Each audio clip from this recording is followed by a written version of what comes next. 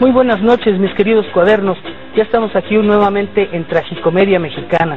Este es el programa final de esta serie que hemos hecho basada en mis libros Tragicomedia Mexicana, que narran la vida en México de 1940 a 1994.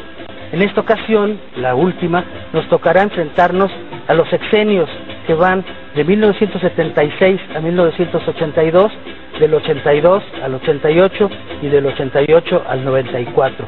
Prepárense pues porque la cosa viene fuertecita. ¿Recuerda usted cuando murió Colón?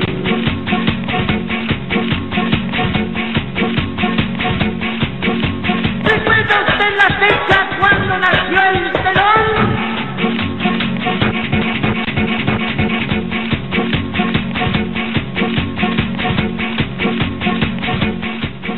Después de los horrores de los últimos años de Luis Echeverría, cuando José López Portillo llegó a la presidencia de México, se le vio casi como un salvador.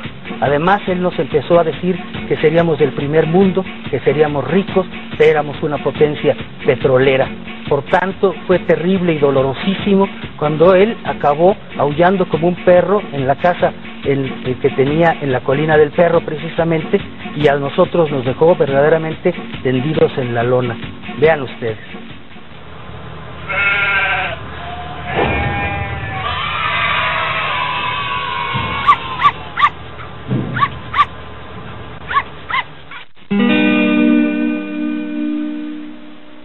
José López Portillo se presentaba como un hombre de muchos talentos.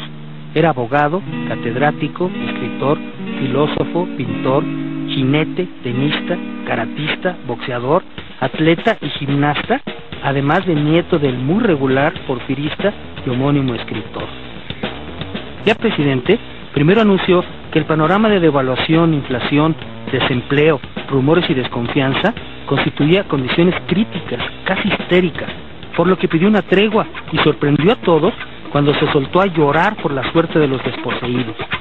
Para atacar a Echeverría, que pretendía gobernar a través de él, puso a Jesús Reyes Heroles como secretario de Gobernación, quien mandó a don Luis como embajador en las Islas Fiji, y para compensar, le pidió a Díaz Ordaz que aceptara la embajada de España, con la que apenas se habían reiniciado las relaciones.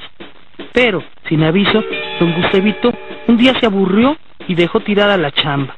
Don José también desató su nepotismo y cuatachismo al dar puestos importantes a su hijo José Ramón, a sus hermanos Guillermo y Margarita, a su viejo amigo Arturo Durazo, a su alumno Miguel de la Madrid y a su amante Rosa Luz Alegría. Don Pepe heredó una severa crisis económica que requirió el oxígeno salvador, pero sumamente caro, del Fondo Monetario Internacional, el cual implicaba topes salariales, aumentos de precios, restricción del gasto público y devaluaciones fuera de su control. La economía ya no se dirigía en Los Pinos, sino en Washington. Pero el sagaz presidente tiene una carta bajo la manga. Su amigo, Jorge Díaz Serrano, aseguraba que México disponía de reservas petroleras por 60,000 millones de barriles. Como si vivía la crisis promovida por los árabes y el petróleo escaseaba, México podía ser una potencia decisiva. Tenemos que acostumbrarnos a administrar la abundancia, decía López Portillo, mientras sometía por la fuerza represiva a todos los sindicatos que protestaron por el tope salarial. Los yacimientos petroleros mexicanos eran reales y los centros financieros internacionales proporcionaron el dinero suficiente para perforar y extraer el oro negro. Los trabajos se hicieron con celeridad y pronto México tuvo los excedentes necesarios para pagar las usureras deudas con el FMI.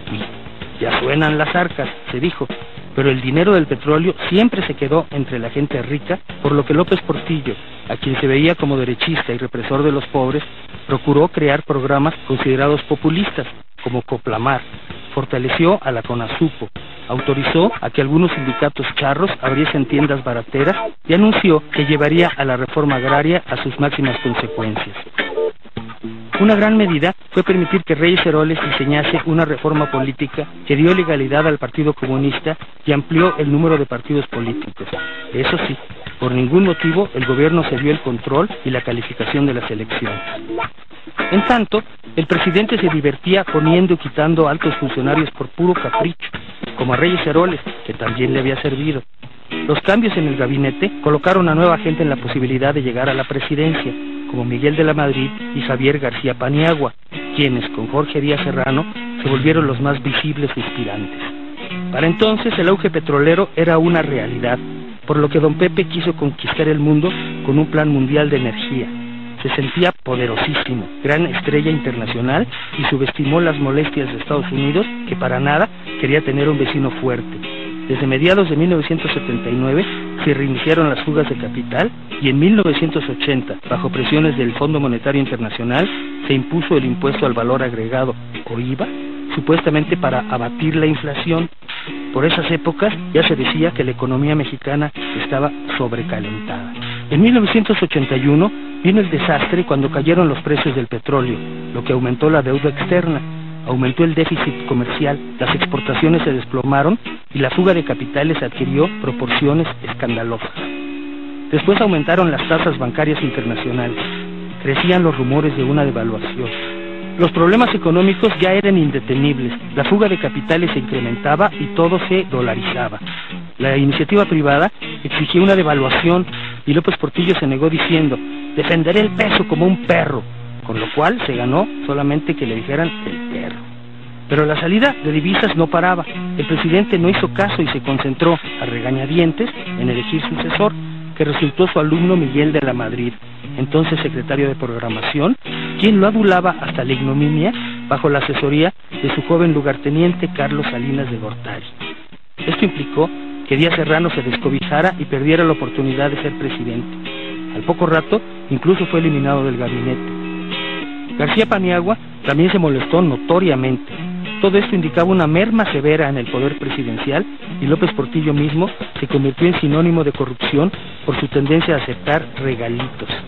En 1982, la fuga de capitales era una sangría y en febrero el peso finalmente se desplomó y se estableció un tardío control de cambios. Nada de eso sirvió y los financieros empezaron a exigir otra devaluación. En agosto, ninguna institución financiera quiso prestarle dinero a México, que se hallaba en la bancarrota. En las elecciones, de la Madrid ganó sin problemas, pero nadie se imaginaba que López Portillo aterraría al mundo financiero y que aprovecharía su último informe para decretar la nacionalización de la banca, control de cambios, paridad fija y un manejo férreo de importaciones y exportaciones. Al anunciar todo esto, el presidente volvió a llorar al decir: ya nos saquearon, no nos volverán a saquear. Ante esto, las derechas, indignadas, pegaron de alaridos e iniciaron una campaña feroz contra el perro Ojolopo, de la cual él ya nunca se pudo recuperar. Pues sí, señores, después de un presidente pelón, tuvimos un presidente chillón. Pero los que debimos haber llorado, debimos haber sido nosotros, porque nos dejó en condiciones verdaderamente graves, y eso se notó en el siguiente sexenio de Miguel de la Madrid. Vuelvan con nosotros en unos segundos para que continuemos con estas historias terribles de la vida.